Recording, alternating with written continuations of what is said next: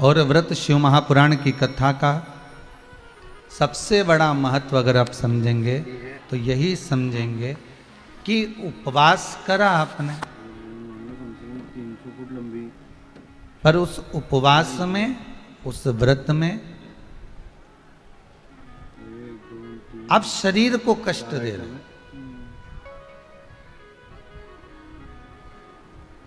इंद्रियां आपकी डोल रही है, वो भगवान में नहीं जा रही। 4 आइटम में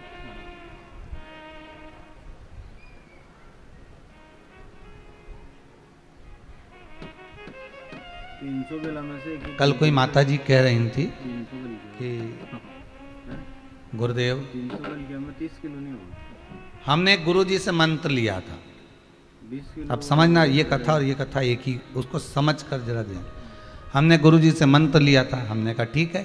फिर अब गुरु जी ने इतना बड़ा मंत्र दिया, इतना बड़ा मंत्र दिया कि वो हमको याद करते भी नहीं हो रही है। तो क्या हम दूसरा गुरु जी से मंत्र ले लें क्या? हमने कहा ऐसा तो कहीं लिखा नहीं है कि भाई गुरु तुम 2-4 बना लो। हाँ, दत्तात्रेय भगवान के 24 गुरु का वर्णन है।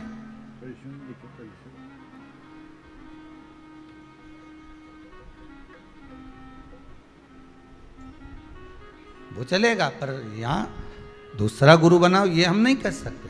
नहीं, हमने तो एक महाराज जी से पूछा था, उन्होंने कह दिया था कि पीपल का पत्ता पे वो गुरु जी का नाम लिख लो, उसके पानी में छोड़ दो, गुरु मंत्र गया। उन्होंने कहा ऐसा कैसे गया भाई? ऐसे तो तुम गुरु जी को उठा के पानी में छोड़ दो, गुरु जी गया। ऐसे कहने से तुम्हें किसने अकल दी है, बुद्धि, कि पीपल का पत्ता पे न गुरु जी का मंत्र लिख लो, ने नाम लिख लो, ने ऊके पानी में बहता पानी में छोड़ दो, ने मंत्र गया, तो समझ लो बस दूसरा गुरु जी का मंत्र ले लो। हमने कहा इतना बड़ा मंत्र है, ठीक है, जो गुरु ने दिया गुरु जी के पास जाओ और उनसे निवेदन करो कि हमको छोटा मंत्र दे दो, गुरु जी छोटा दे दे। बहुत सहज भाषा में समझिएगा इस व्रत शिव महापुराण कथा को, कि व्रत बहुत बड़ा है, बहुत बड़ा व्रत है। तो उसको छोटा करने का भी तो तरीका शास्त्रों में कहा गया है। गुरुजी, हरतालिका तीज का व्रत इतना भारी होता है, करवा चौथ का व्रत इतना भारी होता है, तीज का व्रत इतना भारी होता है कि हम कुछ भी नहीं खाते, यहाँ तक कि मुख में जल भी आता है ना तो उसको भी हम निगल नहीं सकते।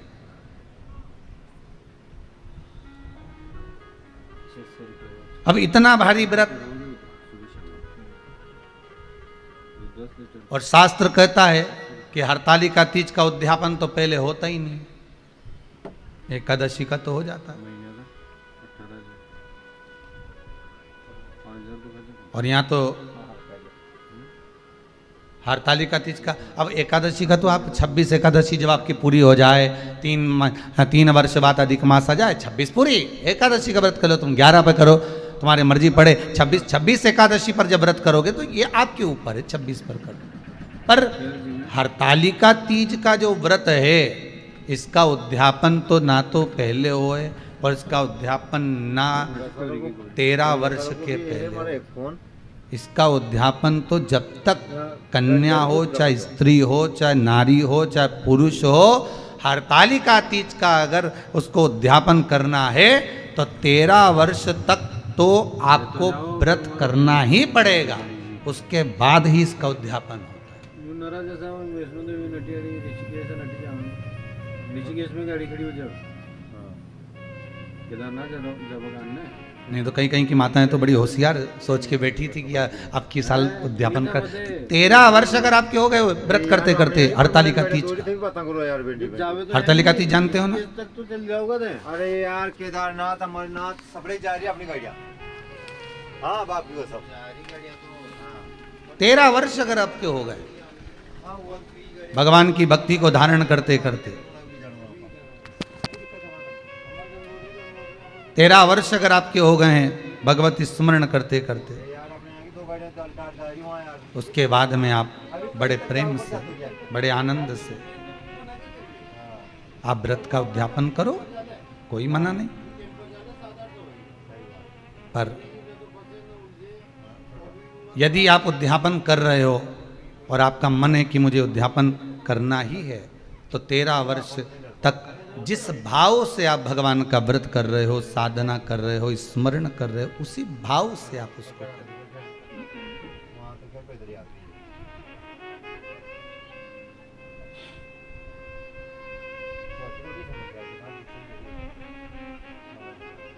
गणेश चतुर्थी के एक दिन पहले आ जाती है, सहज भाषा में समझ लो तीज को, हस्त नक्षत्र तृतीया। उसमें सबसे ज्यादा जरूरी है हरतालिका तीज का पूजन अगर आप कर रहे हो, और हरतालिका तीज का अगर आप स्मरण कर रहे हो, तो उसमें सबसे ज्यादा अगर कोई जरूरी है तो शंकर भगवान जहां विराजमान होते हैं उनके ऊपर उनकी 5 कन्याओं का होना जरूरी है। मतलब ऊपर फुलेरा बंधना जरूरी। फुलेरा का मतलब जानते हो, एक शंकर भगवान नीचे विराजमान है और ऊपर जो जलाधारी बनती है ना, तो जलाधारी की जगह पर शंकर भगवान की हरतालिका तीज के दिन जब नारियां पूजन करती हैं, माताएं पूजन करती हैं, कन्याएं पूजन करती हैं, तो उस पर जलाधारी की जगह फुलेरा बनता है। मतलब फूल की मालाएं उसमें लटका दी जाती है। अब कितनी माला लटकाना चाहिए? प्रयास करना चाहिए कम से कम 5 माला उसमें होना जरूरी है, और 5 से ज्यादा भी लटकाओगे चलेगा, पर 5 से कम नहीं होना चाहिए फुलेरा। 5 कौन कौन है ये? जया, विषहरा, सामरीवारी, दौतली, देव, शंकर भगवान की 5 बेटी। इससे अधिक अगर आप लटका रहे हो तो शंकर भगवान की और भी बेटियों का व्याख्यान है। मनसा है, अशोक सुंदरी है, ये शंकर भगवान की पुत्रियां। नर्मदा जी का स्मरण आ जाता है, नर्मदा है। तो ऐसा बेटियों का तो आप ज्यादा लटकाओगे चले जाएगा, पर कम नहीं। जैसे हरतालिका तीज का जो उद्यापन होता है, उद्यापन में एक सबसे मुख्य चीज क्या होती है कि जो भी आप वस्तु दान दे रहे हैं, जो भी आप वस्तु समर्पित कर रहे हैं, हरतालिका तीज के उद्यापन में जो भी सामग्री आप दे रहे हैं वो 5 होना चाहिए। जैसे फुलेरा का वर्णन किया कि फुलेरा 5 माला से ज्यादा होगा चलेगा, पर 5 से कम, अधिकता में।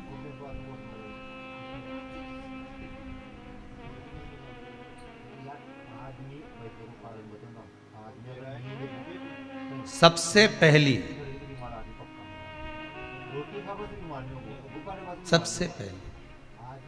हरतालिका पूजन, भगवान शिव की आराधना किसने करी थी? माता पार्वती। और पार्वती जी ने किससे पूछी थी?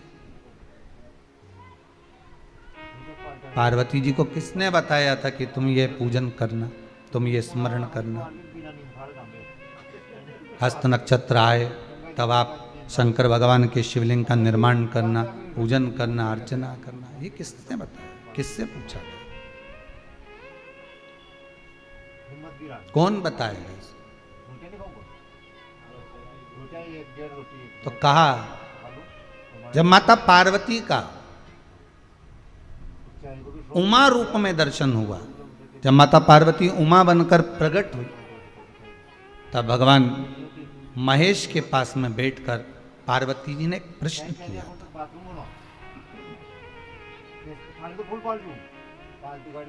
पार्वती जी भगवान शिव से एक प्रश्न कर रही, महेश भगवान से एक प्रश्न कर रहे। भोलेनाथ प्रभु शंभु शंकर, हे दयालु करुणा सागर, कृपा करने वाले त्रिकालदर्शी कैलाशी, हे शिव करुणा करिए और मुझे आप इतना सा बता दीजिए कि मैं जितनी जन्म लूं, मैं इस मृत्यु लोक में जितनी बार आऊं, मैं इस भूमि पर जितनी बार जन्म लूं, अवतरण हो मेरा, जन्म हो मेरा, मैं जितनी बार प्रकट हूं इस पृथ्वी पर, आप मेरे पति बनकर मुझे मिले, उसके लिए मैं क्या कर सकती हूं? मैं क्या करूं?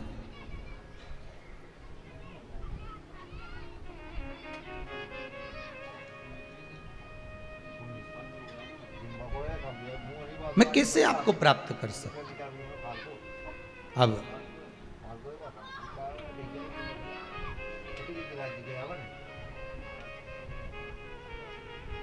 जैसे सबसे पहली करवा चौथ की पूजन किसने करी थी? बोलते जाओ जरा जल्दी। कोई आपसे प्रश्न कर लेगा कि आप हर साल करवा चौथ का पूजन करती हो, चलनी में मुंडा भी देखो है, चलनी में मुख भी देखती हो, दिया भी लगाती हो, करवा भी भरते हो, पूजन भी करते हो। तो सबसे पहली करवा चौथ की पूजन करी किसने थी? तो शास्त्र कहता है सबसे पहली करवा चौथ की पूजन माता द्रौपदी ने करी थी। किसने करवाई थी? तो कहा भगवान कृष्ण ने करवाई थी। क्यों करवाई थी? तो कहा अर्जुन द्रौपदी को छोड़कर नीलगिरी पर्वत पर तप करने चले गए थे।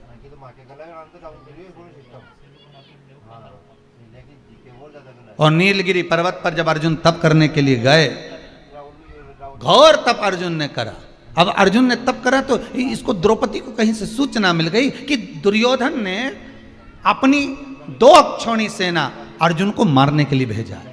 अब व्यक्ति अगर नेत्र बंद करके बैठा है, साधना में बैठा हुआ है, तप में बैठा हुआ है, अपनी भक्ति में बैठा हुआ है, और कोई आया पीछे से और उसने वार कर दिया तो किसको मालूम पड़ेगा? कौन जानेगा? अब अर्जुन अगर तप साधना में बैठे हुए हैं और द्रौपदी का पति अर्जुन अगर तप साधना में बैठा और पीछे से अगर दुर्योधन आक्रमण कर रहा है 2 अक्षौणी सेना के साथ, तो कौन जान सकता? तब भगवान कृष्ण दौड़ कर गए द्रौपदी के पास में। द्रौपदी द्रौपदी द्रौपदी ने ठाकुर जी के चरण पकड़ लिए, तुरंत हाथ जोड़कर बोली प्रभु क्या बात है, आप बताओ क्या हो गया? भगवान बोलने लगे द्रौपदी तुझे कुछ मालूम है? द्रौपदी बोली नहीं प्रभु। क्या हो गया बताइए आप मुझे, तुझे मालूम नहीं? दुर्योधन ने 2 अक्षौणी सेना अर्जुन को मारने के लिए नीलगिरी पर्वत पर भेजी। नीलगिरी पर्वत पर, हाँ, तो वहां तो अर्जुन तप करने गए हैं, साधना करने के लिए गए हैं। वहां तो अर्जुन भगवान की भक्ति को धारण करने के लिए गए। तो द्रौपदी ने कहा अर्जुन अगर भगवान की भक्ति को धारण करने के लिए गए हैं और दुर्योधन ने अगर सेना भेज भी दी है, तो क्या मेरे पति की रक्षा वो परमात्मा नहीं करेगा जिसका वो स्मरण कर रहे हैं, जिसका वो पूजन कर रहे हैं, जिसकी वो भक्ति को धारण कर रहे हैं? भगवान मन में सोचे वो गया तप कर रहा है, उसी चक्कर में तुम्हें तेरे पास आया।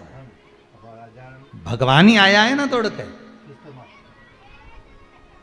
दूसरा कोई तो नहीं आया ना। मार्ग दिखाने वाला कौन होता है? परमात्मा। मार्ग बताने वाला कौन होता है? परमात्मा होता है। एक बार तुलसीदास जी एक पद लिख दिए है, सिया राममय सब जग जानी करो प्रणाम जोर जुग पानी। जब तुलसीदास जी ने पद लिखा कि हर एक में राम समाया है, चप्पे चप्पे में डाली पशु पक्षी सब में भगवान राम समाये हैं, तो तुलसीदास जी लिखकर जा रहे थे, इतने में एक बच्चा दौड़ कर आया और आकर कहा अरे काका उधर मत जाना, तुम लाल कलर की धोती पहने हो, उधर जाओगे सामने से एक बेल आ रहा है, एक बहुत बड़ा नंदी आ रहा है, वो तुम्हें पछाड़ देगा, मार देगा। इतने में तुलसीदास जी ने कहा तुझे मालूम नहीं बेटा, मैंने अभी चौपाई लिखी है सिया राममय सब जग जान। अभी मैंने चौपाई लिखी सब में राम है, तो बेल में भी तो राम होगा, नंदी में भी तो राम होगा, वो मुझे नहीं मारेगा। तुलसीदास जी आगे बढ़े, बेल ने सींग से उठाया, तुलसीदास को पटक दिया।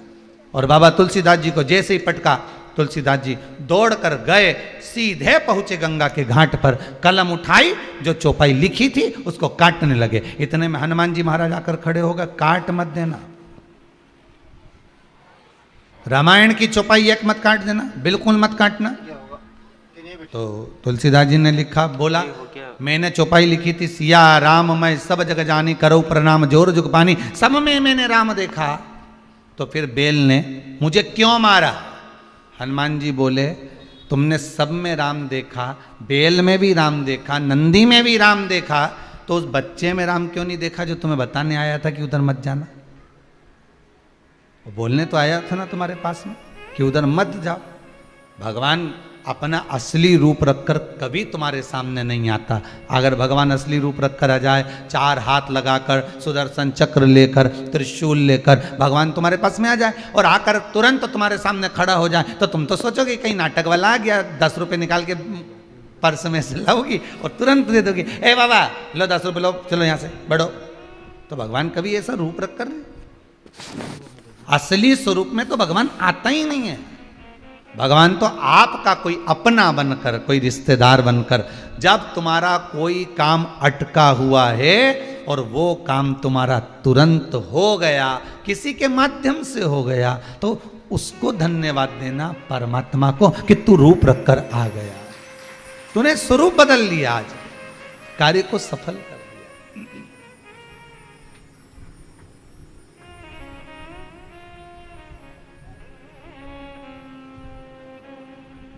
उसको धन्यवाद दे सकते हो आप।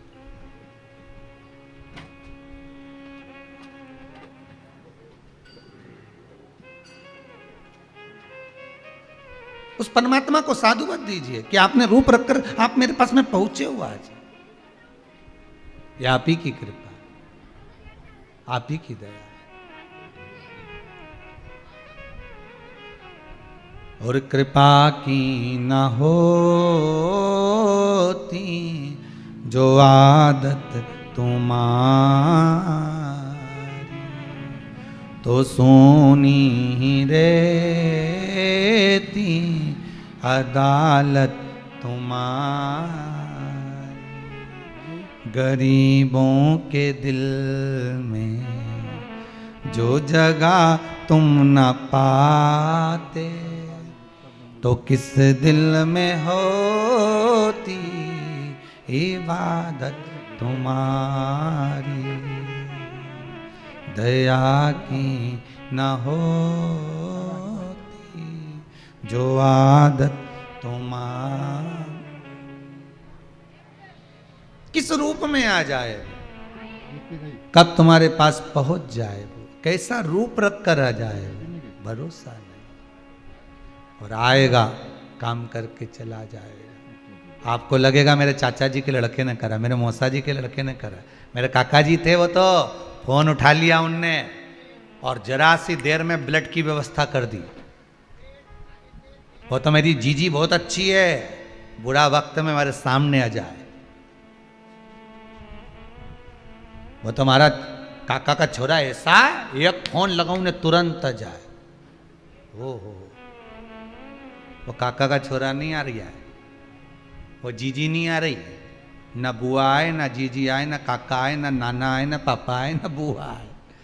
ये तो वो इशारा करता है, पुतले की तरह उठाकर तुम्हारी को नचाता है और तुम्हारे पास भेज देता है। और उसका ऐसे तो तुम फोन लगाओ तो उठाए नहीं, पर एक जरा सा कुछ हुआ और तुमने फोन लगाया ना, डॉक्टर उठा ले तो तुम्हें लगे कि लगे, नहीं तो डॉक्टर सबके तो लाइन लगी रहे, उनके पास तो काम कितना। और एक फोन करा मैंने और जरा से मैं उठा लिया, उन्होंने बता दिया और मेरा बेटा ठीक हो गया। मतलब वो है, मतलब वो है। एक किसी माता ने लिखा है,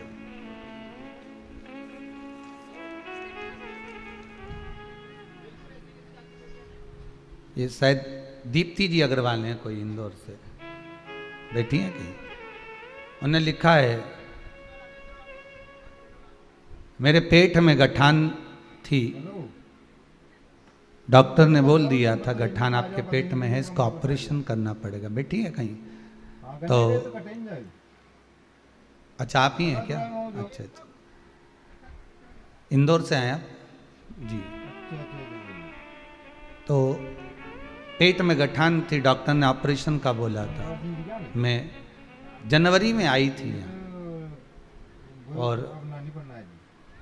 बाबा की कृपा ऐसी रही भोलेनाथ जी की कि बाबा का बताया हुआ एक उपाय शिव महापुराण का, जो भी पूजन आपने बताया वो करा, उससे मेरा ऑपरेशन टल गया और गठान भी छोटी हो गई। बाबा की कृपा, बाबा करुणा करे, बैठिए, बाबा कृपा करे, दया करे, उसकी करुणा करे, इससे बढ़कर दुनिया में कोई सुख नहीं है। वो किस रूप में आता है, किस पल, किस घड़ी, किस क्षण पहुंच जाता है। आपला कसं संबंध जावं तर अशी माझ्या सगळ्यांनी महत्व समजलं ये आपण मग बोईसा आणि इथे मागे कल भी कथा में कहा था, आज फिर कहते हैं, ना तो यहाँ से कोई दवाई दी जाती है, ना कोई भभूति दी जाती है, ना कोई मौली, ना घंटा, ना कोई तिलक, ना कोई छापा।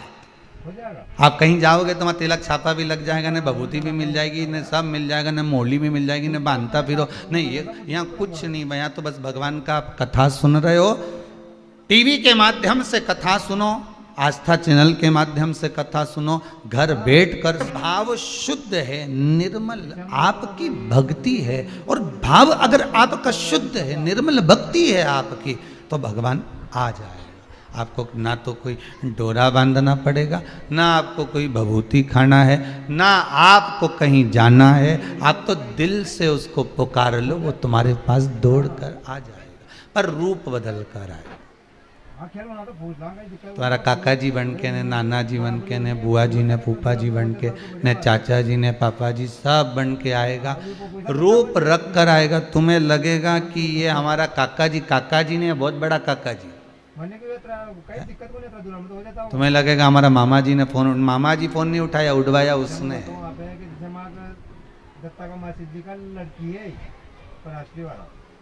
रूप रख कर आ गया, स्वरूप।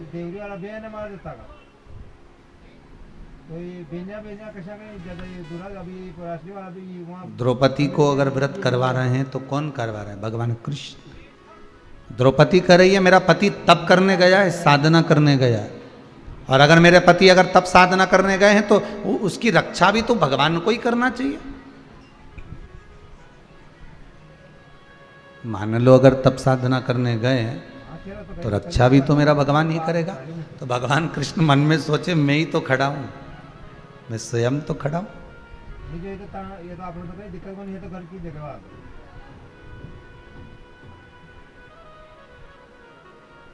बस आप तो एक बार दिल से अगर भगवान को पुकार लेते हो ना, तो भगवान स्वयं आकर खड़ा हो जाता है। स्वयं दिल से अगर पुकारा, नमामि मीशा निर्वाण रूपम ब्रह्म, दिल से पुकारा उस परमात्मा को, क्यों नहीं आएगा? शरीर में अगर रोग है, शरीर में अगर बीमारी है, बहुत कष्ट है, चाहे घुटने में हो, शरीर में हो, पीड़िली में हो, जहाँ जहाँ तकलीफ है, आप एक बार उस ओघड़ दानी त्रिकालदर्शी शंभू को एक बार बुलाओ तो दिल से।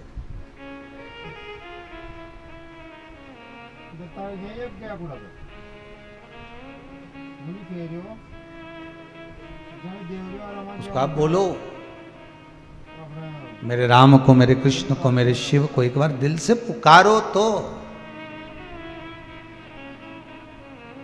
हरतालिका तीज का पूजन करो और मन में सोचो कि बताओ इतना बड़ा व्रत 13 साल तक करना है, उसके बाद उद्यापन करना है। उद्यापन करने के बाद क्या कर सकते हैं? तो कि व्रत तो बड़ा है, पर उद्यापन करने के बाद एक काम कर सकते हो कि फिर आप कुछ थोड़ा बहुत जो भी चाय वगैरह है, दूध प्रसाद है, कोई फल फ्रूट है, नहीं बनता शरीर से, कर सकते हो, ले सकते हो।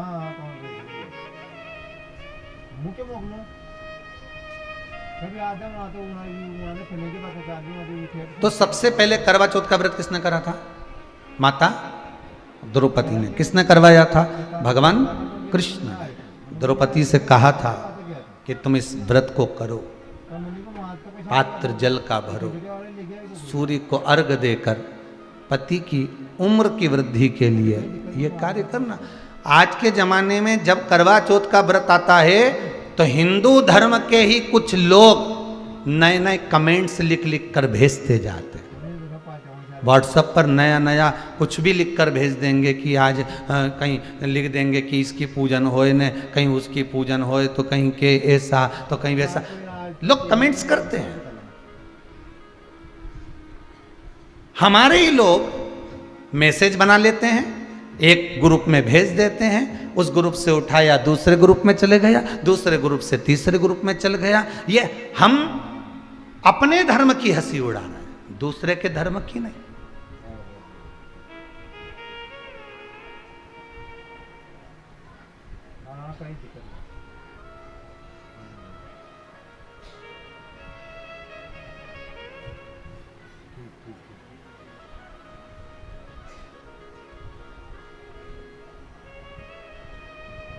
आज एक देश ने दूसरे देश पर आक्रमण कर, आपने अखबार में पढ़ा होगा, टीवी में देखा होगा, और वहाँ वो तालिबान आदि विराजमान हो गया।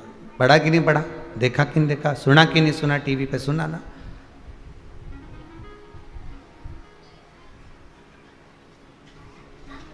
कारण क्या था कि जितने उस में निवास करने वाले थे उस देश में, उनका आपस में प्रबलता बल नहीं था। भारत की भूमि पर निवास है आपका, सभ्यता और संस्कृति की जननी है भारत माता। घर परिवार कुटुंब कबीला बाद में भी काम आ जाएगा, पर भारत माता के लिए जब हिंदुओं को जगाने की बारी आ जाए तो एक बार सारा हिंदू एक जगह पर जब स्थिर हो जाए, खड़ा हो जाए, तो किसी की सामर्थ्यता नहीं कि कोई झांक कर देख, कोई झांक कर देख ले। पर गलती हमारी है। अगर एक कोई हमारा ही भाई आगे बढ़ता है तो हम उसको टांग खींच कर पीछे लाने का प्रयास कर देते। धर्म को जब जोड़ने की बारी आती है तो हम उसको तोड़ने का प्रयास कर देते। और हम सोचते हैं कि हम सबसे बड़े, हम सबसे प्रबल, हम ये नहीं नहीं नहीं, हम तोड़ रहे हैं, जोड़ नहीं।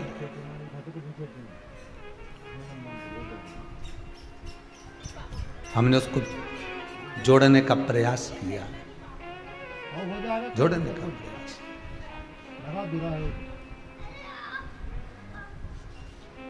धर्म की जय हो, अधर्म का नाश। प्राणियों में विश्व का, ये जितनी चीज तुमने यहां बोली, इतनी चीज किसी दूसरे देश ने आज तक बोली? जम के बोलो। किसी ने हॉलैंड में, अमेरिका में, कहीं जहाँ जहाँ लोग रहते हैं, जिस जिस देश में रहते हैं, कहीं आज तक श्रीलंका आदि में कोई बोला कि धर्म की, अधर्म का, प्राणियों में, विश्व का, केवल एक भारत की भूमि पर ही ये चार नारे लगते हैं। और इसलिए लगते हैं क्योंकि भारत माता की गोद में हम जन्मे हैं। यहाँ हमको जो संस्कार दिया जाता है वो दुनिया को कल्याण के लिए दिया जाता है। यहाँ से जो निकलता है वो जन कल्याण के लिए निकलता है। गंगा मैया इसी भूमि से निकली जन कल्याण के लिए। यमुना, सरयू, सरस्वती आदि नदियां प्रकट हुई जन कल्याण के लिए, किसी एक का कल्याण नहीं, सर्व जगत हित के लिए, संपूर्ण विश्व के लिए। आपको कहीं जाना नहीं है। अगर आपको तकलीफ है, कष्ट है, रोग है, बीमारी है, आप जाओ डॉक्टर को दिखाओ, मना नहीं। उसने बोल दिया जांच करा लो, जांच करा लो, पर एक विश्वास, एक भरोसा उस देव अधिदेव महादेव पर भी करना और उसके ऊपर एक बार छोड़ देना कि अब मैंने बीमारी तो बता दी है डॉक्टर ने, तकलीफ तो दे दी है डॉक्टर ने, बीमारी बता दी है डॉक्टर ने, अब निवेदन केवल इतना सा स्वीकार कर लीजिए। जब बीमारी डॉक्टर बता दिया है तो अब सबसे बड़ा डॉक्टर एक देव अधिदेव महादेव और विराजमान, एक शंभु और बैठा।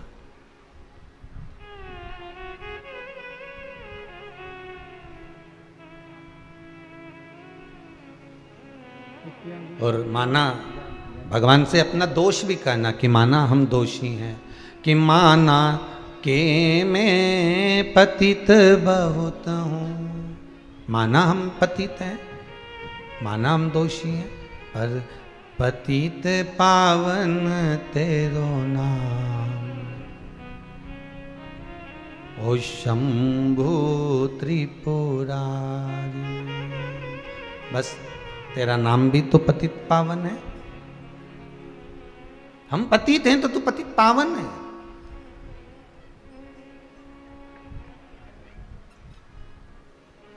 द्रौपदी ने भगवान कृष्ण से कहा, अगर मेरे लिए आप कह रहे हो, आप बोल रहे हो कि मेरा अर्जुन, मेरा पति मत तप साधना करने के लिए गया है, आप कह रहे हो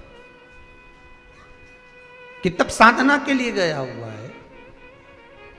और दुर्योधन ने अगर सेना भेज दी है तो उसमें मैं एक बात तो कहूंगी कि जिसका तप कर रहे हो, जिसकी साधना कर रहे हो, वो बचाएगा कि नहीं बचाएगा?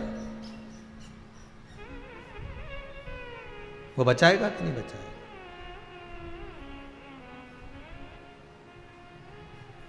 महाराज भगवान कहते क्यों नहीं बचाएगा? शिव महापुराण की कथा में बड़ा सुंदर संवाद एक लिखा है, यदि व्यक्ति 24 घंटे भगवान का नाम नहीं ले, मात्र एक क्षण भगवान का यदि वो नाम ले लेता है, कितना क्षण? एक क्षण भगवान का नाम ले लेता है और प्रतिदिन एक क्षण ही नाम ले रहा होता है, तो भी भगवान की दृष्टि से वो दूर नहीं होता, भगवान के वो करीब हो जाता है, दूर नहीं है।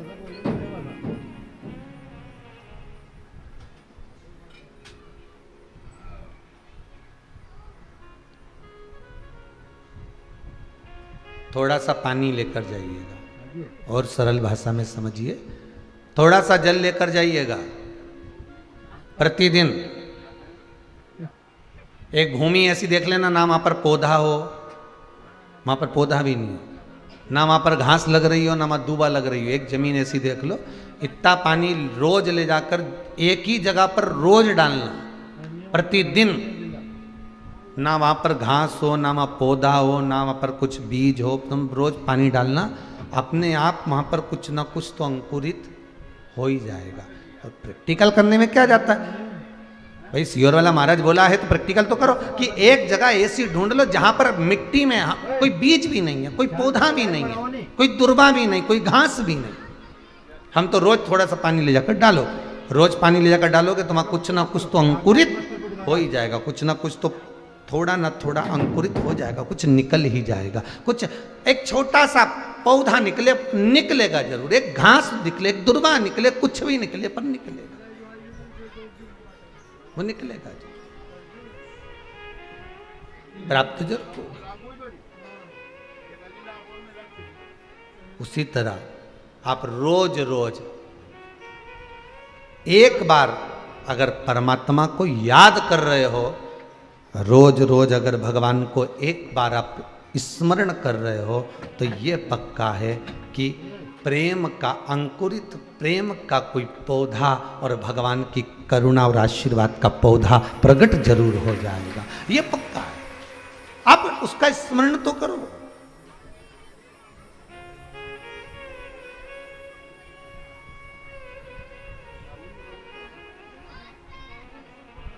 आप उसका स्मरण ही नहीं कर रहे हो तो वो कहां से प्रकट होगा? आप तो जादू के चक्कर में पड़े हो कि कहीं मेरे को ऊपर ऐसा हो जाए और तुरंत मेरा काम, नहीं नहीं नहीं, उसका नित्य प्रतिदिन भगवान का स्मरण कर कर देखिए, प्रतिदिन उस परमात्मा का नाम जाप कर कर देखिए, प्रतिदिन उस परमात्मा का स्मरण कर कर देखिए, तब वो प्रकट तो हो जाएगा, कैसे भी हो, अंकुरित भाग प्रकट करो।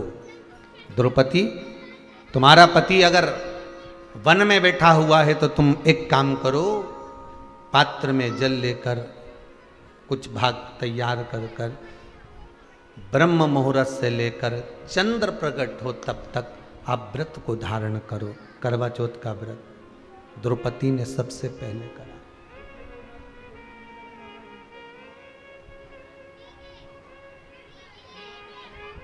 जिस कामना से सेना गई थी दुर्योधन की, कहते हैं द्रौपदी ने जब व्रत धारण कर लिया था और जो सेना कामना लेकर गई थी कि अर्जुन को मार देना है एकांत में, मालूम पड़े अर्जुन जहाँ तप कर रहे थे वहाँ किसी प्रकाश को देखा गया, इतना तेज प्रकाश था कि उस प्रकाश की गर्मी जो होती है, प्रकाश होता है तो गर्मी होती है, पर उस प्रकाश की ठंडक इतनी थी कि जितने अर्जुन को मारने के लिए गए थे वो सब की सब वापिस आ गए, पुनः वापिस। आपने अगर कोई व्रत करा है, हरतालिका तीज करा हो, सोमवार करा हो, मंगलवार करा हो, बुधवार करा हो, गुरुवार, शुक्रवार, शनिवार, चतुर्थी, पंचमी, छठ, कोई भी व्रत अगर आप कर रहे हो, वो व्रत का पुण्य छिन्न नहीं होगा।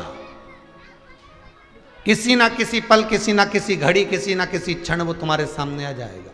कल एक हमारे एक परिचित में एक शर्मा आंटी आई थी, वो कह रही थी गुरुदेव ऐसा हो गया, मेरे यहाँ इतनी तकलीफ चल रही है, तो क्या मैं पूजन करना छोड़ दूं? क्या मैं उपास छोड़ दूं? क्या मैं व्रत छोड़ दूं? तो तकलीफ होगी तो क्या खाना छोड़ दोगे? अरे बोलो तो जम के जरा, नहीं ना। अगर पेट दुखता है आपका, सिर दुखता है आपका, शरीर में कष्ट होता है आपको, तो आप डॉक्टर के पास जाते हो, वो दवाई भी लिख देता है, उसके बाद भी आप पूछते हो कि नहीं पूछते कि मैं खाऊं क्या क्या? तो डॉक्टर को भी थोड़ी सी तो मुस्कुराहट आई जाती होगी, हंस भी देता होगा कि पेट दुख रहा है तो खाने की क्या जरूरत है, ये दवाई दी है या खा ले। पर नहीं, ये तो सब अलग प्रसंग है, ये तो सब अलग बात है। पर डॉक्टर से तुम पूछती मैं क्या क्या खाऊं, तो डॉक्टर बोला हल्का हल्का खाओ, एकदम लाइट लाइट। तो इसने सोचा हल्का कैसे होगा, तो फिर इसने सोचा पानी तो ठीक है, पानी हल्का होता है, पर पानी से हल्का क्या हो सकता है? तो उसने सोचा इस पे तेल डाल के देखता हूँ। पानी पे तेल डाल के देखा तो तेल हल्का हो गया, मतलब पानी पे तेरे तो हल्का। अब इसने सोचा तेल से हल्का क्या हो सकता है? रोटी बने तो भारी पड़े, पराठा बने तो भारी पड़े। तो इसने रोटी की लोई बना के उसको बेल के पूड़ी जैसा तेल में डाल दिया। अब पूड़ी तेल के ऊपर तेरे, तो पानी के ऊपर तेल तेले तो तेल हल्का, और तेल में पूड़ी तेरे तो पूड़ी हल्की। तो इसने सोचा इससे जोरदार हल्की चीज कुछ नहीं।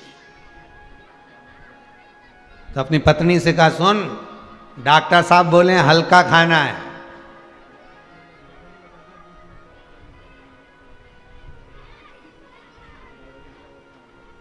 डॉक्टर साहब बोले हल्का खाना है।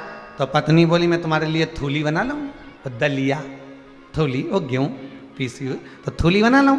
पति बोला मूर्खों जैसी बात करेगी, थूली तो भारी होती है। तो क्या भारी कैसे होती है? कि बना के देख अच्छा। अब उसने थूली बनाई। अब पति ने कल ला जरा कटोरा में दूध लेकर आ, और कटोरे में दूध लाई, जो थूली डाली तो थूली नीचे बैठ गई। ये देख भारी है कि नहीं। अब मैं तुझे हल्की चीज बताता हूँ, चल। अब एक चम्मच तेल ला, हाओ, कटोरा में पानी ला, पानी के ऊपर डाला तेल, देख हल्का है कि नहीं तेल, हाओ।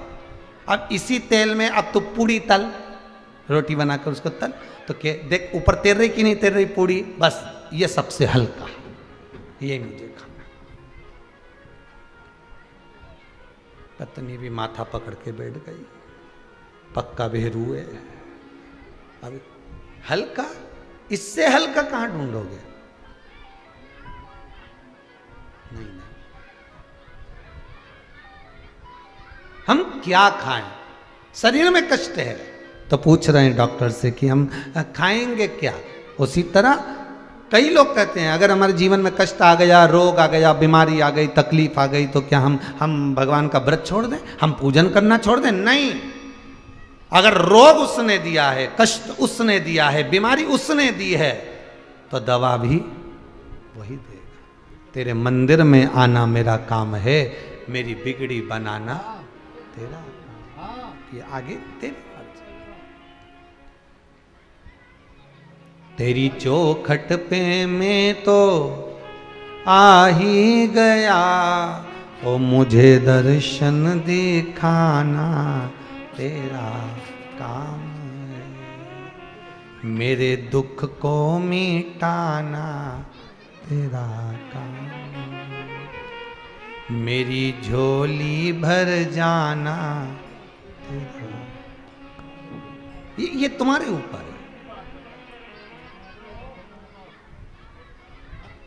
पार्वती जी ने जो प्रसंग छेड़ा है,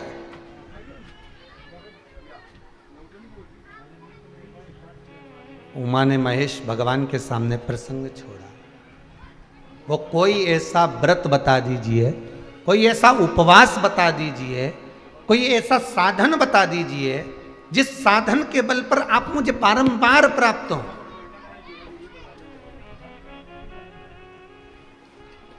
कौन सा व्रत करूं जिससे मुझे आप मिल जाएं बार बार? जितने जन्म लूं उतनी बार आप ही मिले, आप ही।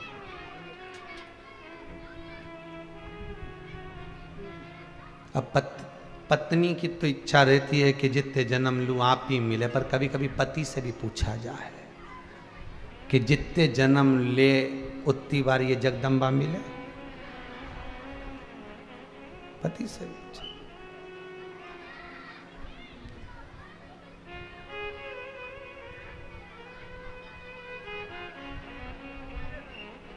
तो भगवान भी कह देगा मिलेगी तो यही, पर थोड़ी डिजाइन चेंज कर दूंगा। तो फिर पति भी बोला डिजाइन भले मत चेंज कर जे, पर इसका बुद्धि चेंज कर, और कहीं नहीं चाहिए, डिजाइन तो चलेगी यही है। पर साड़ी वही की वही चलेगी, पर थोड़ा सा पैटर्न चेंज कर दो, नीचे थोड़ी सी गोटा जड़ी लगा दो तो थोड़ी सी ठीक दिखे, बस ये है अच्छी, ठीक है, कई दिक्कत नहीं है, बहुत बढ़िया काम भी सब करे ने, पूरा परिवार के संभाल के चले ने, आगे आगे बढ़ के करे ने, कोई नहीं करे ने, 10-20 का खाना अकेली बना ले, ये अकेली खिला दे, दमदार है, बाजार भी अकेली चली जाए, सब कुछ अच्छा है, इसमें कोई कमी नहीं है, एक रत्ती की कमी नहीं इसमें, फिर क्या दिक्कत है, बस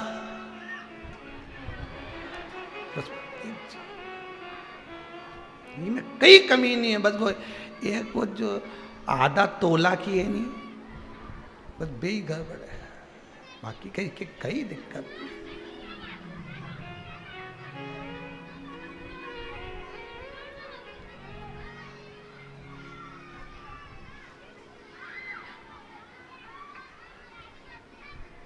वो कहते हैं ना, यदि अपनी आंखें निगाहें, आज के जमाने में वाणी ऐसी बोलिए जो जम के झगड़ा, और उससे मत बोलिए जो तुमसे तगड़ा, उससे ना बोलिए, प्रेम की वाणी बोलो।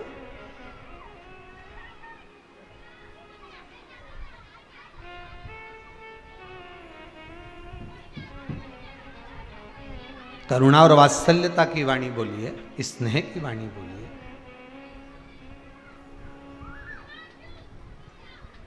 समझने वाला व्यक्ति कुछ भी समझे, पर आपकी वाणी की मिठास तब पूर्ण होना चाहिए। अब समझने वाला तो कुछ भी समझ जाता है। 2 व्यक्ति जा रहे थे, बेचारे ठंड का समय था, बहुत तेज ठंड पड़ रही, अब ठंडी इतनी पड़ रही, और बेचारा पीछे वाला तो हवा में बच जाए, पर जो आगे बैठा था उसको तो बेचारे को ठंड लगे। अब वो पहना था कोट, अच्छा बढ़िया कोट, अब कोट तो पहना था पर उसकी बटन नहीं लग रही थी। अब इसने सोचा अब क्या करूं, सामने से हवा आ रही, करा क्या जाए। तो इसने बेचारे ने पीछे वाले का कहना माना और इसने कहा कि एक काम कर, कोट को उल्टा पहन ले। अब ये गाड़ी रोका, रोक के कोट को निकाला, निकाल के कोट उल्टा कर लिया। तुमने भी देखा होगा, कोई कोई पहन लेते। अब आगे से प्लेन हो गया, पीछे से बटन हो गई, कोट उल्टा। 8-10 किलोमीटर चले थे और पत्थर पे गाड़ी चढ़ गई, दोनों नीचे फिका गए। अब दोनों नीचे फिकाए तो कुछ गांव के लोग वहाँ के मोहल्ले के आ गए, आते से इन्हें उठाया, उठाते से ही इन्होंने बेचारा जो गाड़ी चला रहा था इसको देखा, देख के सब की सब घबरा गए। बेचारा बताओ, वो पीछे वाला तो ठीक है पर आगे वाले की तो मुंडी बेचारे की उल्टी हो गई। अब सारे ने मिलकर एक विचार करा, अपन ने अपनी जिंदगी में कोई पुण्य नहीं करा, पर आज एक पुण्य करेंगे, इसकी मुंडी सीधी कर देंगे, इसका जो मुंह है वो सीधा करना है। तो 4 ने तो नीचे से पकड़ा और एक ने जो मुंडी घुमाई, अभी तक तो जिंदा था, बापड़ा निपटी गया, ले अभी तक तो जिंदा था, चले गया। तो तुम बोलो, प्रेम की वाणी बोलो, समझने वाला जो समझे वो अपने, अब नहीं समझने वाला तो मुंडी घुमाई दे। जो समझ गया होगा वो जानता होगा कि कोट उल्टा हो गया, कोट विपरीत है।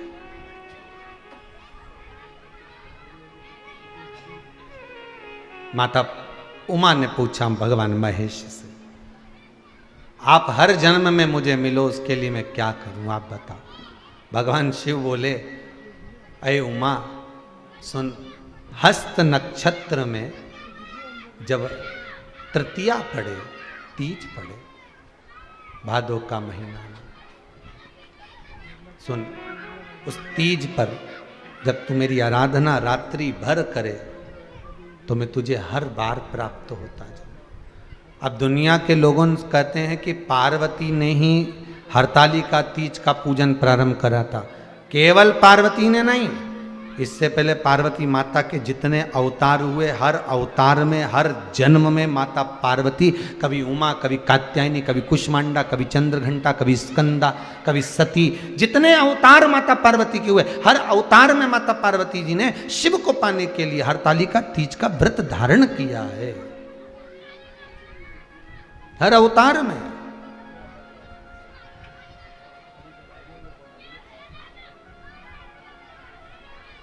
और सती बनकर जब प्रकट हुई, सती बनकर भी उन्होंने जब अवतरण का भाव प्रकट किया, तब उन्होंने व्रत धारण किया। उसके बाद में माता पार्वती बनी गई, और पार्वती बनकर देवऋषि नारद ने उनसे कह दिया, हिमालय राज की नगरी में देवऋषि नारद पहुंच गए, श्रीमन नारायण, श्रीमन नारायण, श्रीमन नारायण।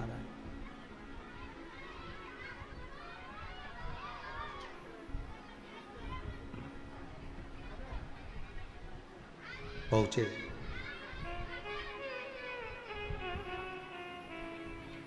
मांगो क्या चाहिए।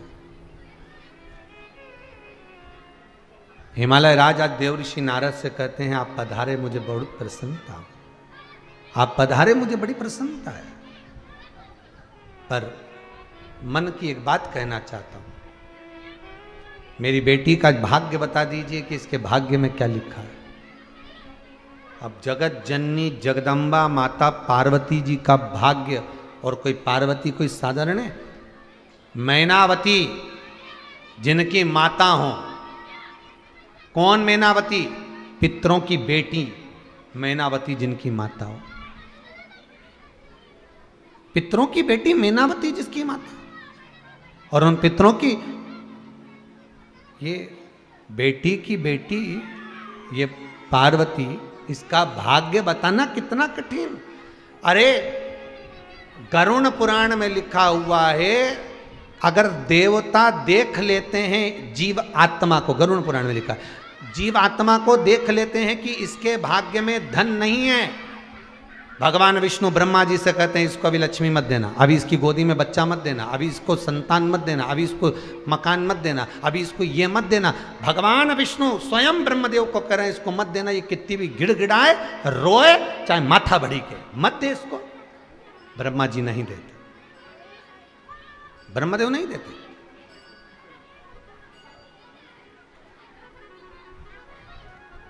फिर वो रोती है, वो जीवात्मा फिर रोया, किसके आगे जाकर? अब भगवान ने नहीं सुनी, ब्रह्मदेव से कहा मत देना, अभी इसके भाग्य में भी ये सुख नहीं है, मत दो। फिर वो रोई भगवान शंकर के चरणों में जाकर, शिव के चरणों में जाकर रोई। तो भगवान शंकर ने कहा क्या हो गया ये तो बताओ, हुआ क्या है? इसके भाग्य में संतान का सुख नहीं, इसके भाग्य में भूमि का सुख नहीं, इसके भाग्य में ये व्यापार आदि का सुख नहीं, ये कितना भी करेगा फिर खड्डे में आ जाएगा, इसको सुख नहीं है। तो शंकर भगवान बोले अगर इसके भाग्य में सुख नहीं लिखा तो इसके भाग्य में नहीं लिखा तो क्या हुआ? इसके पूर्वज जो ऊपर बैठकर भगवान की कथा सुन रहे हैं पितृलोक में, कम से कम उन पितरों के भाग्य का हिस्सा तो दो। मनुष्य कथा सुनता है तो उसको कथा का पुण्य मिलता है कि नहीं मिलता? जम के बोलो जरा। अगर आपने दान करा तो दान का पुण्य मिला कि नहीं मिला? कथा श्रवण करी तो कथा का पुण्य मिला कि नहीं मिला? तुमने भजन करा तो भजन का पुण्य मिला कि नहीं मिला? तुमने सुंदरकांड का पाठ करा तो उसका पुण्य मिला कि नहीं मिला? कथा सुनने वाले को कथा का पुण्य मिलता है। तो ये तो मृत्यु लोक के लिए हो गया, पर पितृलोक में जो पितृ विराजमान है और घर का व्यक्ति जब नीचे बैठकर कथा सुनता है, जितनी देर वो कथा नीचे बैठकर सुनता है उतनी देर तक पितृलोक में इसके पूर्वज कथा को सुनते हैं। उनका पुण्य इकट्ठा करो, शंकर जी बोले, और इसके खाते में डाल दीजिए, पितरों के पुण्य का भाग तुम्हें प्राप्त करा दे।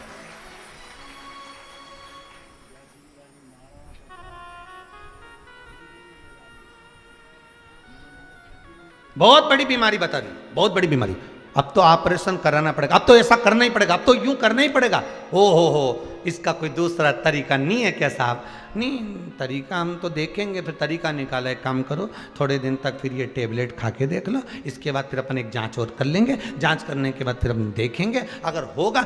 अगर तुम डायरेक्ट उसने कहा और तुम चले गए वो बात, पर तुमने कहा डॉक्टर साहब एक प्रार्थना और स्वीकार कर लीजिए कि थोड़ा सा कुछ और देख लीजिए, तो 8 दिन दवाई खा के देखो, फिर अपन जांच कराएं, कुछ होगा देखा जाएगा। उसी तरह जब हर तरह से हताश हो जाओ, दुखी हो जाओ, ना व्यापार, ना व्यवसाय, ना धन, ना दौलत, ना संपदा, ना शरीर, रोग, बीमारी, तुम हर तरह से दुखी हो जाओ, सब दूर भटक लिए, अंत में शिव की शरण में जाओ। शंकर जी से जाकर कहना, तो शंकर कुछ ना कुछ लाइन, गली, क्यारा, कहीं ना कहीं से तुम्हारी गाड़ी को निकाल कर बाहर कर ही देगा, ये पक्का है। भगवान उसे कहीं ना कहीं से निकाल कर कैसे भी करे तुम्हारी गाड़ी को धक्का तो लगवा ही देगा। और बाबा कहीं से भी कराए, पितृलोक से, देवलोक से, कहीं से भी कराएगा, पर दे देगा, उसकी कृपा है, देगा जरूर, खाली नहीं छोड़ता, देगा।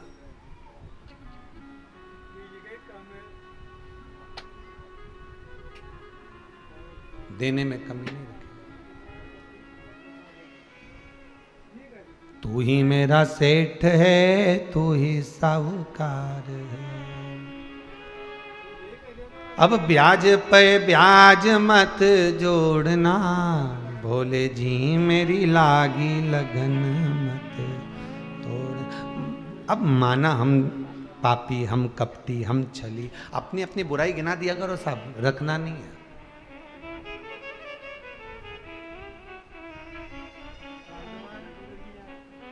अपनी अपनी बुराई गिनाया करो, बिल्कुल आगे रह कर, भोले बाबा हम तो बहुत झूठ बोले हैं, भोले बाबा भूख लग रही थी ना, इसलिए सबसे पहले खा लिया, तुम्हारा मंदिर ही नहीं खुला था सुबह से, 8 बजे तो मंदिर खुला, तो हम तो सुबह 6:30 बजे उठे तो बिस्कुट तो खा ही लिया, क्योंकि बीपी ऊंचा नीचा हो जाए। भगवान से कहने में क्या जाए, भगवान से कुछ छुपाओगे? अरे बोलो तो चल के, भगवान तो खुद कैमरा है, सब देख रिया है, तुम दुनिया के लोगों से छुपा सकते हो पर उससे नहीं।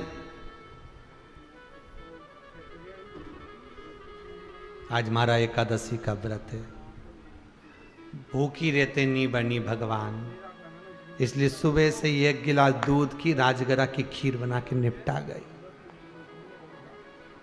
पर कई करूं भगवान भूखी नहीं रही बाय हाथ से, भूखी नहीं रही। कल कोई भैया पूछ रहे थे, गुरुजी हमारे यहाँ महाराज जी कथा करने आते हैं तो वो उपवास रखते हैं 7 दिन भागवत जी में, और वो एक टाइम भोजन करते, एक टाइम फलार करते, और एक महाराज जी पहले आए तो वो तो भोजन ही नहीं करते थे, फलार ही फलार करते थे। तो तुम क्या करते हो? हमने कहा दोनों टाइम खूब चरे, नहीं बने खूब। इस शरीर को जो बने वैसा करो, देखा देखी में, किसी के देखा देखी में, एक ने रख लिया देखा देखी में, काम बिगड़ गया। और वो कथा याद करो ने, देखा देखी में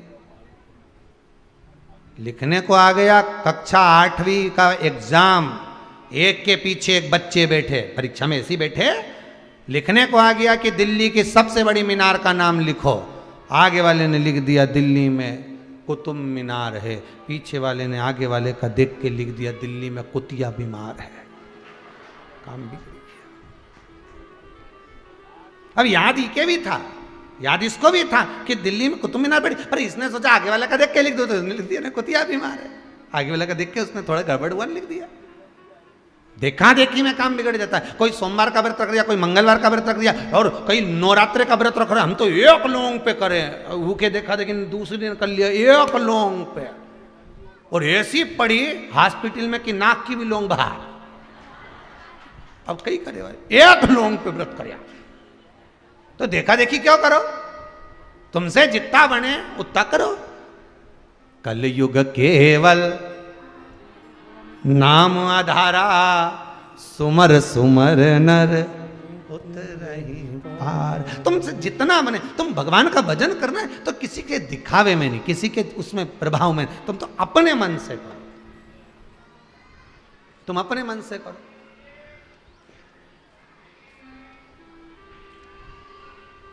तुम अपनी चित्तवृत्ति से करो।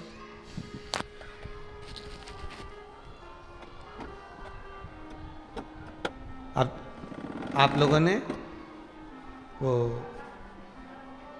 श्रावण के महीने की शिवरात्रि पर शंकर जी की पूजन करी, सबने अपने अपने घरे करी कि नहीं करी, बोलो ईमानदारी करी ना। तुम्हारे यहाँ कोई पीला चावल देने गया था क्या? नहीं गया। नहीं कोई बोलने गया? नहीं। तुम्हारे हृदय में शंकर आया, तुमने करी। आज एक माता जी कोई आई थी, वो कह रही थी गुरुजी कई अनुष्ठान करवाया, कई शंकर जी की पूजन कराई, महाराज तो सारा काम निपटी गया।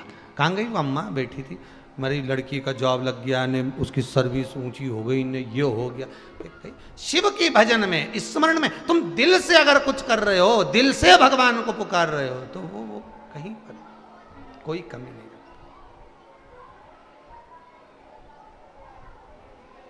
बस उसको मन में बिठाकर, चित्तवृत्ति में बिठाकर, देखा देखी में नहीं।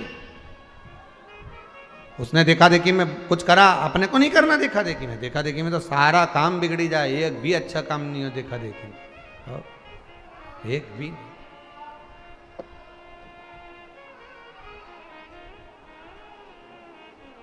अच्छा करो, जितना अपने को आता है उतना करो, जितना अपने से सद जाए उतना व्रत करो, उतना भजन करो, ज्यादा नहीं। उमा माता ने सुन लिया, पार्वती मैया का जन्म हुआ, देवऋषि नारद ने कह दिया। देवऋषि नारद से कहा इसका भाग्य बता दो। नारद जी ने सीधी सीधी बता दी, इनके जो पति होंगे भस्मधारी, जटा जूट बांधे हुए, मृगछाला पहने हुए, हाथ में सुंदर त्रिशूल होगा, गले में मुंड की माला होगी। इतने में मैनावती की आंख में से आंसू बहने लगे। उन्होंने कहा हम तो छोरी नहीं भी आएंगे दादा, ऐसे कई छोरी भी आए, बेटी का ब्याह करे तो अच्छा लड़का देखे, अच्छा परिवार देखे, अच्छा कुटुंब देखे, सब देखना पड़ता है। पहले के जमाने में और आज के जमाने में कितना अंतर आ गया। पहले के समय में लड़की के लिए लड़का ढूंढा जाता था तो कहा जाता था 4-5 काका ससुर, ताऊ ससुर होना चाहिए, 8-10 बुआ हो, 6-7 मामा ससुर, 2-4-6 मौसी ने मौसा जी, तब देवर 2-4, तब बेटी को ब्याहते थे। आज के ज़माने में तो लड़की के लिए लड़का देखें तो देखना जरा डोकरी नहीं हो तो अच्छा, सास नहीं होनी तो सबसे अच्छा, ससुरा अकेला बेचारा वो तो चुप रहेगा, उसका कहीं जाए वो चलेगा, ठीक है। और बस सर्विस वाला होना चाहिए। और लॉकडाउन में मालूम पड़ा कि वह सर्विस वाले से तो अच्छा किराना वाला था रे। लॉकडाउन में मालूम पड़ा कि कम से कम नौकरी वालों को तो निकाल के भेज दिया ना। पूरा इंदौर से ऐसा ऑटो में भरा भरा के जा रहा था, तुमने भी देखा होगा, है टीवी में अखबार में सब दूर चल रहा, तो लोग ऐसे जा रहे हैं ऑटो में भरा भरा के, न मोटरसाइकिल ने, गाड़ी ने, बस ने, सब में भरा के जा रहे ढेर सारे। तो कि कहाँ से आ रहे हैं? तो हम तो मुंबई ने, पुणे तो कहीं अहमदाबाद तो कहीं वहाँ से, कोई के वहाँ से, सब दूर से आ रहे हैं। तो तुम काहे को जा रहे? तो कि हमारी नौकरी थी। तो नौकरी थी तो वहाँ क्यों नहीं दिया? नहीं अब हम हमारे घर जाके हम तो धंधा पानी से खुलेंगे, सब दुकान मकान डालें, तब जाके कहा। आखिर ढूंढा सर्विस वाला, चॉइस आपकी थी और मिला भी, सरी मना नहीं है, पर भगवान से कहना जो मेरे भाग्य में लिखा हो, वो सर्विस वाला हो, धंधे वाला हो, नौकरी वाला हो, कैसा भी हो, पर वो मेरे भाग्य में लिखा हो और मेरे को सुख मेरे भाग्य में लिखा हो। हम दोनों जब रहें तो प्रेम वश रहें, मालूम पड़े तलवार और भाला लेके रोड पे ना मिले। ऐसी तो शादी का पहला साल पति बोले पत्नी सुने, शादी का दूसरा साल पत्नी बोले पति सुने, और शादी के बाकी के साल पति पत्नी दोनों बोले न मोहल्ला सुने। ऐसा नहीं चाहिए। प्रेम जहां पर रहे, इसने जहां पर रहे, हम तो कहा पार्वती जी के भाग्य में हो तो कौन सा वर मिलेगा? तो कहे ऐसा वर मिलेगा। मैनावती ने सोचा छोरी नहीं ब्याऊंगी, मैं अपनी पुत्री को नहीं ब्याऊंगी। तो देवऋषि नारद ने बाल्यावस्था में ही हरतालिका तीज का व्रत बता दिया। जब तो पार्वती जी छोटी सी थी, छोटी सी,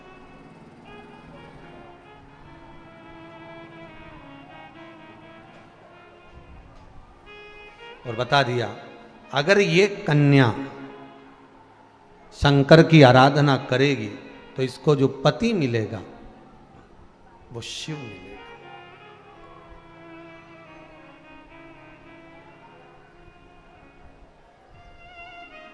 शिवपति मिले। और पार्वती जी ने सुन लिया, समय निकला। हरतालिका तीज का पूजन व्रत कुंवारी कन्या कर सकती है, शादी होने के बाद भी नारी कर सकती है। अंतिम अवस्था तक प्राण छूटे तब तक हरतालिका तीज का व्रत नहीं छोड़ना चाहिए। एक व्रत हमेशा याद रखो, एक एकादशी और एक हरतालिका। हाँ, इतना जरूर है, ज़्यादा शरीर बेकार हो गया, बुढ़ापा आ गया, शरीर नहीं साथ दे रहा, तो कुछ फल खा लो, कुछ चाय दूध जूस आप लेकर कर लो। इतना भी नहीं बने, शरीर बहुत ही बेकार हो गया, तो आप एक समय फल का फलहार धारण कर लो, ठीक है। पर हरतालिका व्रत करने वाली माताएं भले उद्यापन कर दे, तो उस व्रत को थोड़ा हल्का कर लो। उद्यापन करा मतलब तुमने व्रत को हल्का कर लिया, थोड़ा हल्का कर सकते।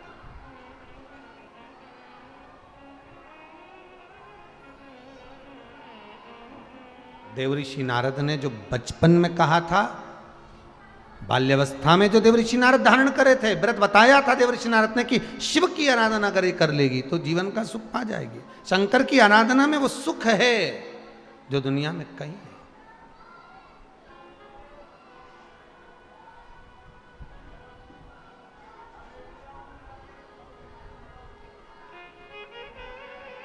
और मंदिर में तो आप जाते हैं तो केवल दर्शन करके आते हैं। बोलो सही है कि गलत है? केवल एक शंकर जी का मंदिर ऐसा होता है जहां पर आप लोटा भर के पानी चढ़ाकर अपनी आत्मा को तो शांति करते हो कि मैंने भगवान का स्नान करा दिया। दिल प्रसन्न हो जाता, मन प्रसन्न हो जाता, हृदय प्रसन्नित हो गया। कम से कम मैंने एक लोटा पानी तो चढ़ाया, और पानी नहीं चढ़ाया तो मेरे हाथ का बेलपत्र वहां पहुंच तो गया। 200 रुपए की माला खरीद कर ले जाओ के किसी मंदिर में मूर्ति को नहीं पहनाया जाएगा, भगवान को नहीं पहनाया जाएगा, पर आप 2 रुपए की बेलपत्र शिव मंदिर के बाहर बैठे हुए व्यक्ति से लेकर जाओगे, वो 2 रुपए की बेलपत्र भी शंकर को चढ़ जाएगी। 2 रुपए की तुमने खरीदी, दुर्वा खरीदी, बेलपत्र खरीदा, जो सामान तुमने खरीदा वो शंकर को समर्पित हो जाएगा।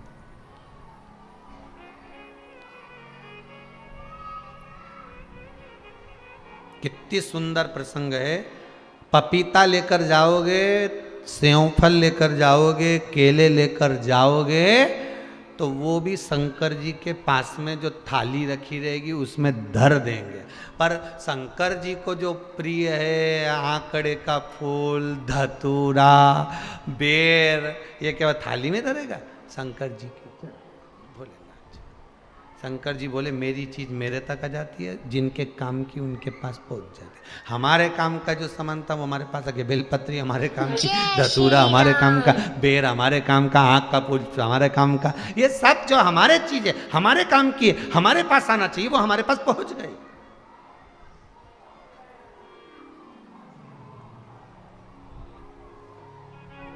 हरतालिका तीज का जो व्रत का उद्यापन करते हैं उसमें 5 चीज रखते हैं ना, 5 कपड़े स्त्री के, 5 कपड़े पुरुष के, 5 तरह का अनाज, 5 तरह का फलहार, 5 तरह का फल। तो 5 तरह का जो फल रखाता है हरतालिका तीज के उद्यापन में, दुनिया के लोग उस 5 तरह के फल को, केला गिन ले, पपीता गिन ले, मौसम्बी गिन ले, और अनार गिन ले, संतरा गिन ले, सब कुछ गिन लेते हैं, पर उस 5 तरह के फल में धतूरे को नहीं गिनते। पर शिव कथा में वर्णन आता है, हरतालिका तीज के उद्यापन में लिखा हुआ है, सबसे पहले 5 फल अगर गिनना है तो उसमें पहले धतूरे को गिनो, क्योंकि शंकर को वो प्रिय होता है, शंकर उसको स्वीकार कर लेता है। और धतूरा शंकर भगवान को क्यों चढ़ाया जाता है उसका प्रसंग आपको पहले भी कहा, आज फिर कहते हैं। धतूरा जब हम भगवान शंकर को समर्पित करते हैं तो हमारा कोई कार्य अटक रहा होता है, जिस कार्य को बार बार एग्जाम में बैठ रहे हो, बार बार परेशान हो रहा है, बार बार इंटरव्यू देने जा रहे हो, नहीं हो रहा, एक बार धतूरे को हृदय से, भगवान को प्रेम से, करुणा सागर मेरे शंकर को दिल से एक बार वो धतूरा भगवान से विनती कर कर उसको चढ़ाओ तो सही, भगवान तुम्हारा कार्य सफल कर देगा। पर दिल से चढ़ाना, हृदय से, मन से, चित्तवृत्ति, इस मन के अनुसार शंकर को समर्पित करिए, हृदय से।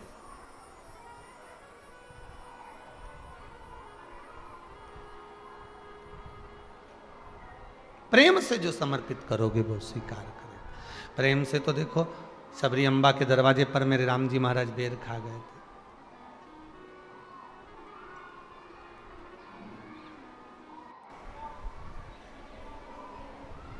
बाल्य अवस्था में जिस पूजन को सुना था वही पूजन पार्वती जी सुंदर भादो मास की शुक्ल पक्ष की हस्त नक्षत्र की तृतीया तीज, जिसको हरतालिका तीज कहते हैं।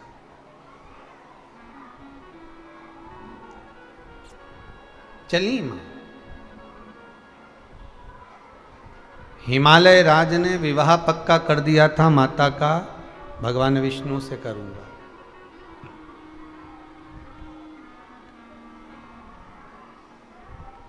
और माता भगवान विष्णु से विवाह नहीं करना चाहती थी। माता के मन में तो भगवान शिव बसे हुए थे, करुणा सागर भगवान शंकर बसे हुए थे, फिर कैसे विवाह करती थी?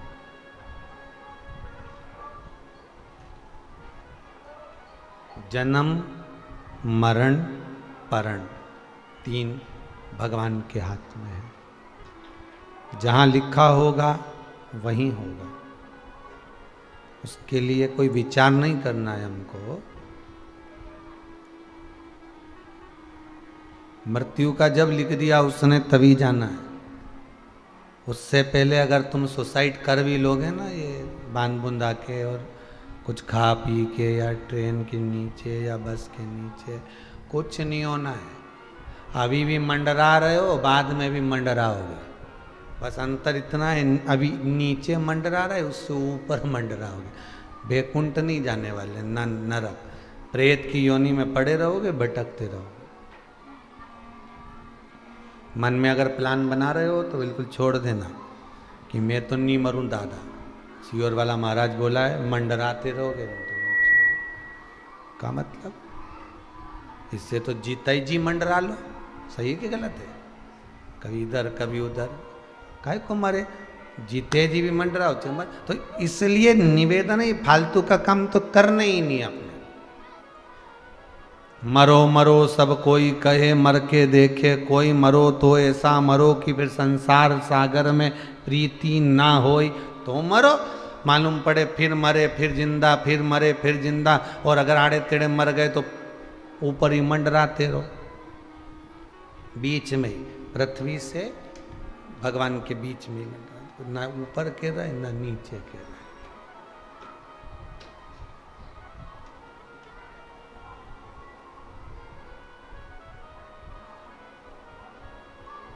किसी किसी के साथ ऐसा होता है, माता पिता से झगड़ा कर कर बेटी किसी अन्य वर से विवाह कर लेती है, या बेटा उस कन्या से विवाह कर लेता। खूब समझाया माता पिता ने, खूब समझाया गुरु ने, खूब समझाया रिश्तेदारों ने, मत कर, पर नहीं माना। किस्मत में लिखा था, कर लिया। और मालूम पड़े 2 साल बाद दोनों अदालत में फिर खड़े। अब हमें को रहना ही नहीं साथ।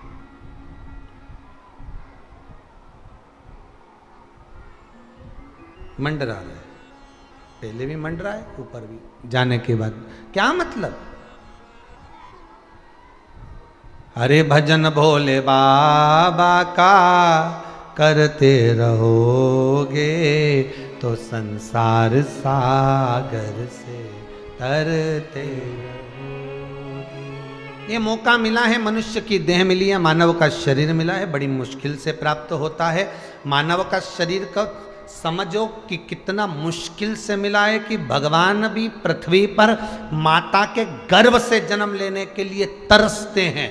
वो शरीर तुमको मिला, कोई साधारण मिला है?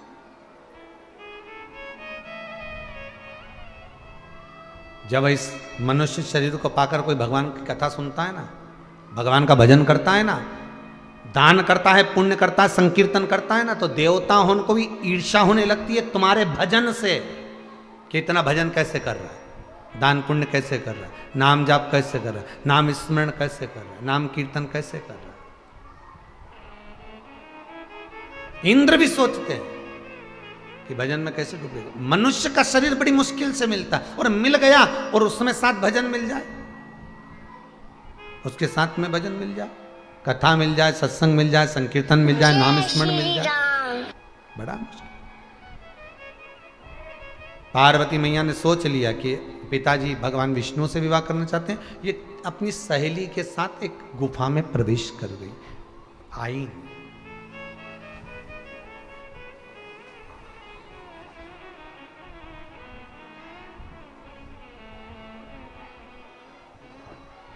इस कथा को कई लोग सुनते हैं तो गलत विचार कर लेते हैं कि पार्वती जी ने भी जिद करी थी शंकर जी को पाने की और उनसे विवाह किया था, तो मैं भी जिद करूं। नहीं, पार्वती शंकर को अपना पति बनाना चाहती थी, तुम ये संसार के व्यक्ति को अपना बनाना चाहती हो। उसमें और शंकर में अंतर है, हो समझ लेना जरा अच्छे से। शिव को पति बनाया, शंकर को अपना बनाया, तो भगवान शंकर उसे संसार में भटकाए नहीं, रोने नहीं दिया। और किसी व्यक्ति को अपना बनाओगे तो वो संसार में तुम्हें रोज रुलाएगा। प्रत्येक महीने 15 दिन 20 दिन 8 दिन में तुम्हारी आंख में आंसू आ ही जाए। ऐसे वर को क्या वरूं जो जन्मे और मर जाए, वर वरूं मेरा सावरा तो मेरा चूड़ा अमर हो जाए। भगवान को अपना बनाया है पार्वती जी ने, किसी संसारिक व्यक्ति को नहीं।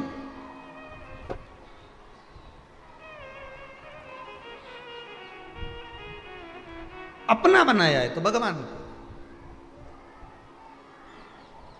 बनाओ, उसको अपना। भगवान को कभी एक बार प्रेम से तो कह दिया करो, हमारे दो ही रिश्तेदार, एक हमारे भोले बाबा और दूजी गौरा रानी सरकार, हमारे दो ही रिश्ते।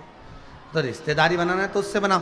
दुख भी आए तो सामने खड़ा हो जाए, सुख भी आए तो सामने खड़ा हो जाए, प्रेम आनंद करुणा और वात्सल्यता लुटाता रहे, वो शिव है। चली माता पार्वती वन में प्रवेश कर गई।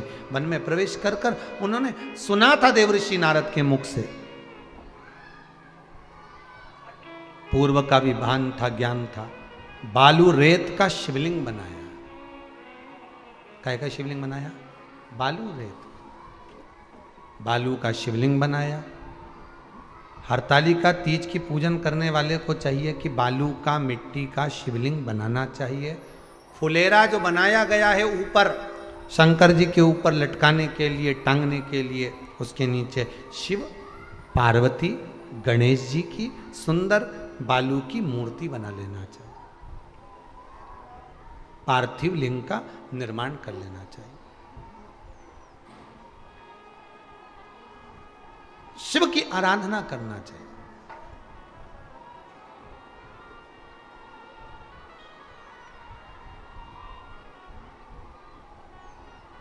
जो फल आपके पास में हो शंकर को समर्पित करना चाहिए, पूजन करना चाहिए,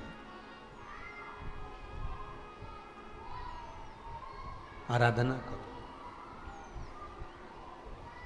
सबसे पहली पूजन हरतालिका तीज की प्रदोष काल के अंतर्गत हो जाना चाहिए। शाम के समय पर प्रयास करा करो प्रदोष काल के समय पर पहली पूजन हो जाए तो ज़्यादा अच्छा। पर लोगों की आदत रहती है कि 8 बजे तक, 8:30 बजे तक, 9 बजे तक पहली पूजन करें, फिर दूसरी आराम से, फिर तीसरी, फिर आराम से, फिर चौथी। तो ऐसा सब अपने अपने हिसाब से। पर शास्त्र रीति कहती है कि प्रदोष का जो समय होता है, प्रदोष काल जो होता है, शाम का जो समय होता है, उस समय पर हरतालिका तीज की पहली पूजन हो, जिससे आपका स्मरण चित्त शंकर भगवान में उस घड़ी, उस पल, उस क्षण में आप शिव के हो जाएं और शंकर आपका हो जाए। हाँ, अगर किसी के आने में देरी हो,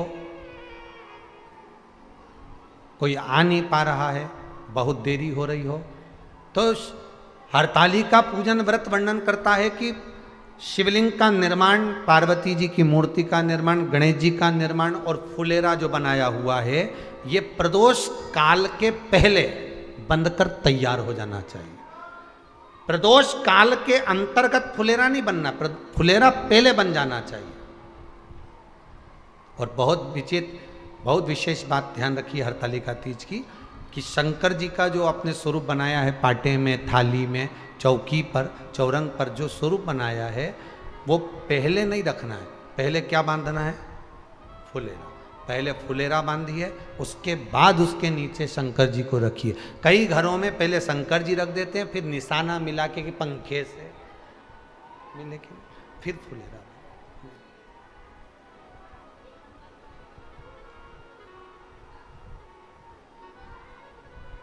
हरतालिका तीज व्रत का वर्णन स्वयं शंकर भगवान ने भी पार्वती को इस कथा को सुनाया है। आप जब हरतालिका तीज की कथा सुनेंगे, पढ़ेंगे, आपके घर में अगर किताब होगी तो उसमें आप स्मरण करेंगे तो उसमें भी वर्णन आता है। शिव से पार्वती जी पूछ रही हैं कि मैं आपको बार बार प्राप्त हुई हूं और आप मुझे बार बार प्राप्त हुए, ऐसा कौन सा व्रत है जिसके बल पर आप मुझे मिल रहे हो? तो शंकर भगवान कहते हैं वो है हरतालिका व्रत। हस्त नक्षत्र में जो तृतीया पड़ी है भादो के शुक्ल पक्ष, वो उसके फल से मिले। अब जो हरतालिका तीज का पूजन करते हैं तो उनके लिए हो गया। अब दूसरे के लिए भी सुन ले।